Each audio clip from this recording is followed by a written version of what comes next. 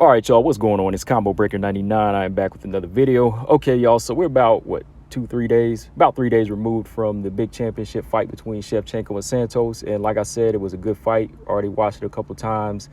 I already gave y'all my feelings on the decision, how it could have went either way.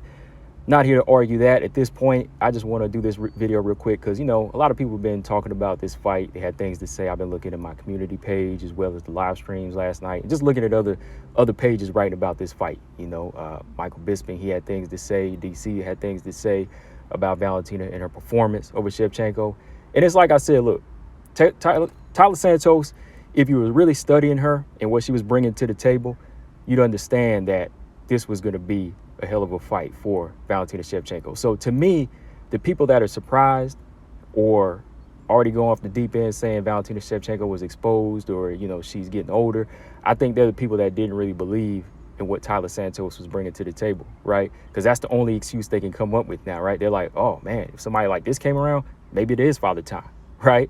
Maybe it is. I don't know. You know, we never know how Father Time really acts on a fighter. We never really know what goes on behind the scenes. But to me, from what I've seen and the research I've done on Tyler, no matter what you say about her resume and the fighters she fought, I knew that the tools she was bringing to the table, the size and the strength that she was bringing was going to give Valentina a good fight versus these other fighters that she's, you know, continued to just dominate, right? So for me, like I said, I just want to get this off my chest. It's just, you know, off the top. I just wanted to say once again that Valentina Shevchenko was tested and not exposed, okay? Valentina Shevchenko was tested. She was not exposed in this fight. I mean, everything you saw Tyler Santos do, that was what was going to happen because she had those attributes that were going to give Valentina a tough fight, right? To me, when you say somebody's exposed, that means you're saying they never had certain things. They never had certain things. But if you look at what Valentina Shevchenko was able to do in this fight, when you really look at it closely like I did the second time around, she was still able to do more than just survive or struggle on the ground. You know what I mean? Like, when she was taken down, it wasn't like some of these other fighters that get put on their back, like, let's say, Joanna in her fight with Weili in the rematch, right? She wasn't lost on her back. She was still fighting. You know, she was still defending in those moments. Like, some people just say, oh, man, like, she was exposed. Her ground game is not that good. No, her ground game was still on point. She just had to make the right moves because Tyler Santos was still a stronger fighter than her, right? So she had to make the right little subtle moves, hand fight, and strike at the right time, and use, you know, just use the right timing and use positioning and bide some time, you know, and let the clock play out. Because if you try to rush certain things with a solid grappler like Tyler Santos, you will get submitted, right? Because for one, most of y'all have never been on the ground like that. Y'all have never been choked out like that or had somebody wrapped around you at the same time working their upper body trying to constantly sap your energy, right? So you got to understand that Valentina's multitasking even in this defense mode. Even if she is losing these rounds, she's still winning the fight because she's fighting smart. You know, she's slowly but surely getting into the position that she wants. At the same time, she's taking away the submission attempt from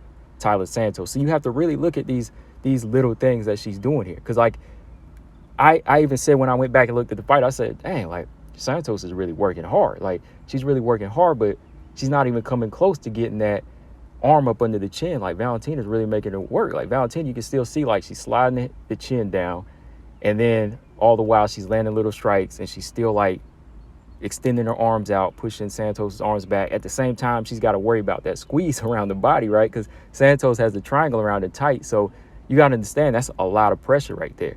So that's what being tested is. That's not being exposed. That's her using everything that she has, but in a smart way, so it pays off in the long run, right? So people have to understand that. In no way was she exposed in this fight. I mean, if you go back and look at the feet, stand-up game was still her game, right? It was Santos that I said that needed to make sure that she believed in her own striking. Because I think if she believed in her striking, she probably would have had more success in this fight.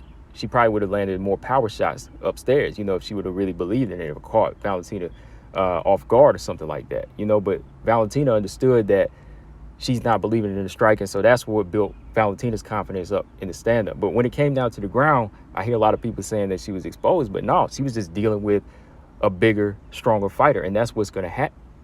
That's how it's going to play out if a bigger, stronger fighter takes you to the ground. You will get tested. And I think she did pass the test to a certain extent. Of course, in the long run, if you want to clearly win the fight, you don't want to have these type of exchanges on the ground, right? It's always like I said, you want to be a champion, you got to be dominant, right? You got to use what works for you and exposes your opponent's weaknesses.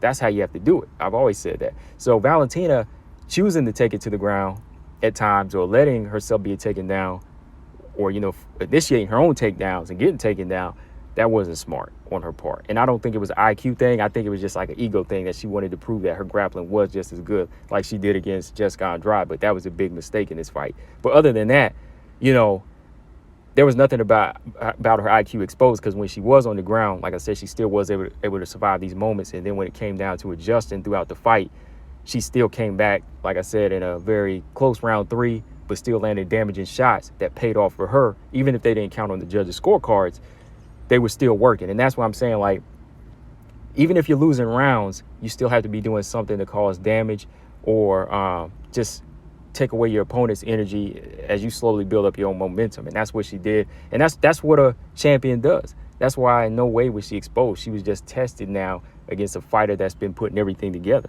And another thing is, you have to say that she did pass the test, because, like, I'm not even going to, like, factor this into the fight, like, because nothing was really said even before the fight. But y'all know, well, y'all have already heard that Valentina had an injury, like a foot injury or something like that, right? But even with that injury, she also fought through that, and she made the right adjustments. So, you know, if you want to factor that in as well, that just shows you how, once again, not just tested by her opponent, you know, she was just tested by life in general. You know, she was tested by those type of roadblocks. Like, sometimes you might have a bad weight cut, you might be sick in the octagon, or, you know, you might have an injury, so you have to fight through those things too. But, you know, she didn't make any excuses for it. You know, she fought through that, she soldiered through that, and she just made the right adjustments in the fight that benefited her. You know, and another thing was just the veteran tricks. You know what I mean? Like, when you start to get tested in a fight, you got to know what to pull out at the right time. That'll benefit you in the long run. Like I said, that'll help you build up your momentum. Even if your opponent is kind of building up a strong lead, you know, you have to know how to wear them down as you build up your momentum. You know, slowly but surely you get there. And the one thing she always kept throughout the fight was control. You know, she stayed controlled. You know, she was never, like, overwhelmed by Taylor Santos' strength. It was working. And yeah, like I said, the first time I watched the fight, I felt Santos did bag 3 rounds. But if you always looked at Valentina's face, she never looked like she was behind. She was always doing those little things that, again, not just beat Santos, but impress the judges, right? So, again, there's a lot of tests that you just have to know how to pass in there. And it's not going to be pretty to y'all fans, because y'all fans are always going to be looking for something to say, like, oh, like, look at her on the ground, she's struggling. Oh, she ain't never been here before. Hey, she may have never been there before, but you saw how she handled it, right? It wasn't like she was just flat on her back and she couldn't get up. So, hey, that's just another thing you have to look at. Like, this is just her being tested, not exposed. You know, Tyler Santos, again, my quadruple threat. I'm looking at fighters that are well-rounded. I'm looking at fighters that do more than one thing and have physical strength and size, because I think that's what it's really going to come down to, facing somebody like Valentina. You know, like, that was her problem at 135. You know, the bigger girls could give her some problems, you know, like the bigger, better fighters, you know, because she still won a lot of fights at bantamweight, right? But, like, the fighters that were really strong, like Amanda Nunes, were the ones that gave her problems. But fighters down here, like Tyler Santos and Manon Fiorot, and right now they're like the only two I can say that would really give her problems. They have the physical strength in the size to give her problems, I think. But I also hear a lot of people talking about, you know, Valentina needing to add more strength and muscle. Maybe. I wouldn't say, like, pack on, like, a great deal of muscle or anything like that, because that'll make her slower. You know, and, you know, it could mess up the cardio. We never know. So I wouldn't want to see her make any, like, drastic changes at her age now. Not, you know, this ain't like in boxing when you might want to move up from super middleweight to cruiserweight or something like that, where you have to tack on the muscle in a certain amount of time. But at a young age, but for her, like, what is she, 33, 34 now, right? I think it has to be like a subtle change where she just needs to do more strength exercises, lift a few weights, and just incorporating it into her regular workout, and not just tack on muscle all for one bout. Like, tacking on that much muscle, like I said, it could just slow you down, mess up your cardio. You kind of have to do it subtly in these upper years now. You know what I mean? Like, especially when her body's been used to one thing for so long. I think definitely strength enhance, doing exercise that could enhance her strength could really do her some justice, especially because, it's like I said, as the